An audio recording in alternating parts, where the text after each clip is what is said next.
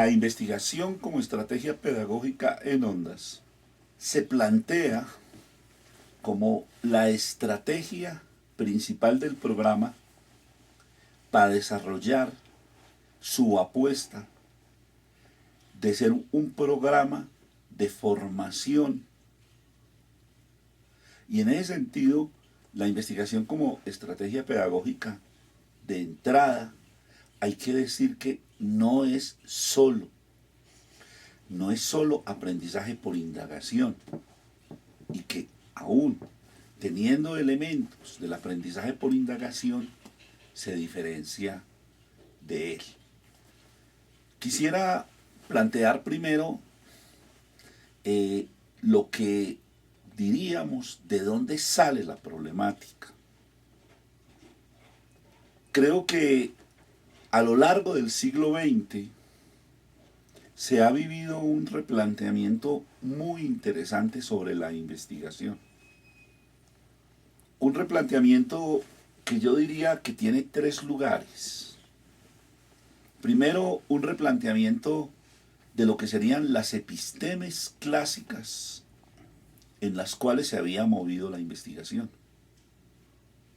En ese sentido, toda la episteme más de corte lógico-racional o positivista, que llega como tal a las ciencias sociales, que no es solo el problema de ciencias sociales y ciencias naturales, sufre un remesón muy fuerte con los desarrollos que se dan en la física relativista, en la física cuántica, que se dan en la química de gases, que se dan en corrientes filosóficas que replantean como todo ese umbral de la investigación totalmente en el paradigma del método científico, como si fuera un solo método. Creo que hay una primera base de una ruptura epistemológica que significa múltiples caminos metodológicos, que significa muchas formas de relacionarse con el conocimiento. Eso derivó en una discusión que algunos autores han llegado a plantear la tercera cultura de la ciencia y de la investigación, la segunda, el modo 2 de la ciencia, que comienzan a introducir, salir de esa idea de objetividad tan cerrada y sobre todo precisando cuatro aspectos. Uno, que no hay ciencia sin historia. Es decir, que ella se desarrolla en un proceso histórico y esos procesos históricos le dan muchas veces no solo formas, sino contenidos propios a muchos de esos elementos. Un segundo elemento es que no hay ciencia sin contexto. Es decir, que en los procesos históricos la ciencia se ha desarrollado a través de una mediación histórica.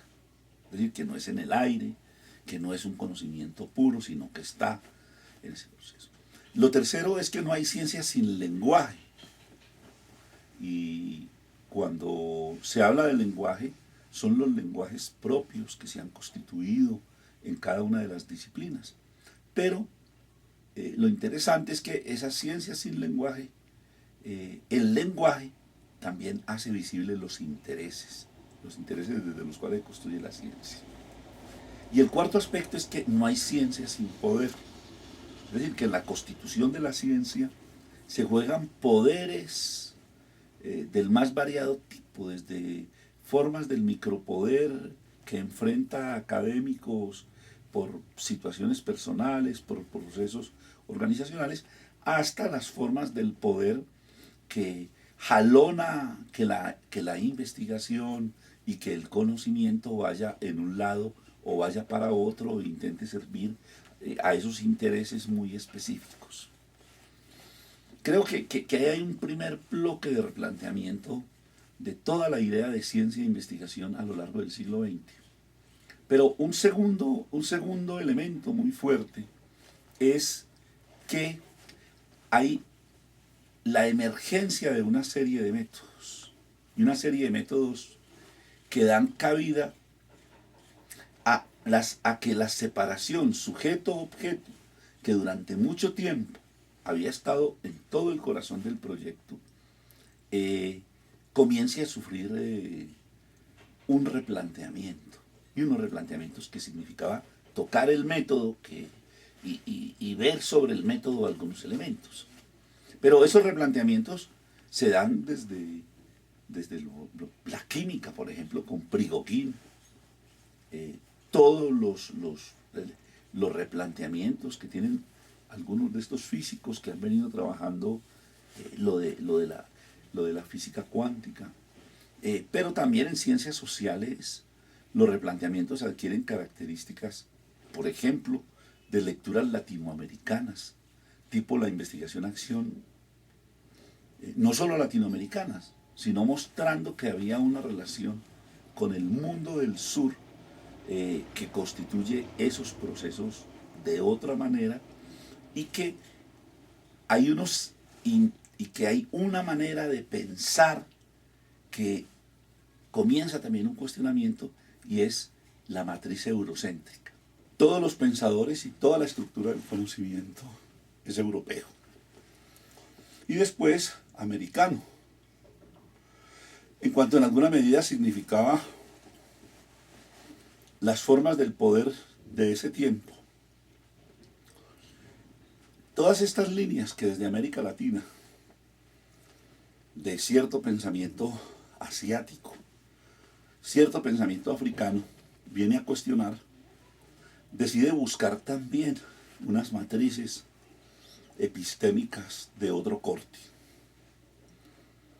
Esto genera procesos metodológicos como la investigación-acción participante, como la etnografía, como formas de la hermenéutica, como formas de la teoría fundada, que hacen giros en la investigación.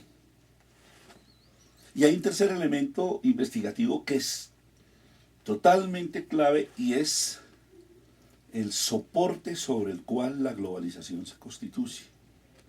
La globalización se constituye bajo un nuevo patrón de control y de poder centrado en el conocimiento, en la tecnología, en la información y en la comunicación. Y una de las características de ese patrón es la emergencia de los aparatos sobre los cuales se soporta mucho de ese desarrollo tecnológico.